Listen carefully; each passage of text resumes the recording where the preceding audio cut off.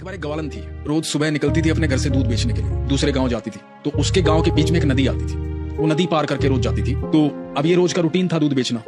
एक दिन क्या हुआ कि नदी के उस पार उसे लगा कि काफी लोग इकट्ठा हुए हैं, तो इसने सोचा कि देखती हूँ कौन है। तो पता लगा कि सत्संग चल रहा है, एक महाराज सत्संग दे रहे हैं। तो ये थोड़ी देर के लिए रुक गई। वहां पर जो साधु महात्मा थे वो कह रहे थे कि ईश्वर के नाम में इतनी ताकत है, इतनी ताकत है कि आप सच्चे हृदय से ईश्वर का नाम ले तो भवसागर पार हो जाता है। अब ये बात इसने सुनी कि बड़ी अच्छी बात है भाई, ईश्वर के नाम में इतनी ताकत। अब ये आती जाती एक दो बार वहां रुक जाती, कुछ ना कुछ सुन लेती।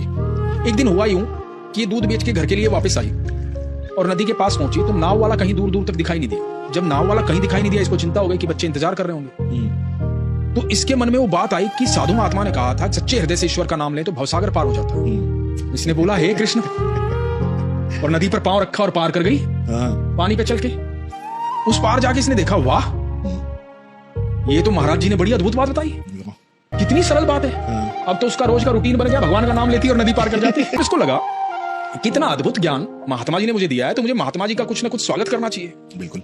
वो महात्मा जी के पास गई, बोली महात्मा जी आपने मुझे बहुत ज्ञान दिया, आप लोगों को बहुत शिक्षा देते हो, आपकी शिक्षाओं में चमत्कार है। मैं चाहती हूँ आज शाम को आप मेरे यहाँ भोजन ग्रहण करें। तो महात्मा जी ने कहा कि ठीक है।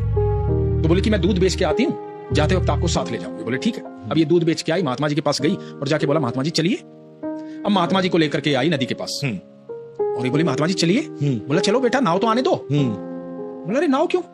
बोले बेटा तैरना नहीं आता मुझे। बोला लेकिन तैरने की जरूरत क्या महाराज जी? बोला तो कैसे जाएंगे? बोला आप ही ने सिखाया था ना कि सच्चे हृदय से भगवान का नाम लो तो भवसागर पार हो जाता है। मैं तो सच्चे हृदय से नाम लेती हूँ और रोज नदी पार कर लेती हूँ। और इसने सच्चे हृदय से नाम लिया और इसने पार कर दिया। और नदी के उस पार जाके बोली महाराज जी आओ ना, रुक क्यों गए?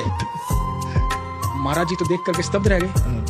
महाराज जी ने वहीं लेट करके दंडवत प्रणाम किया। बोले कि मैं तो सिर्फ शिक्षा देता हूँ, सच्चा ज्ञान तो, सच्ची भक्ति, सच्चा भाव तो यहाँ है तुम्हारे भीतर।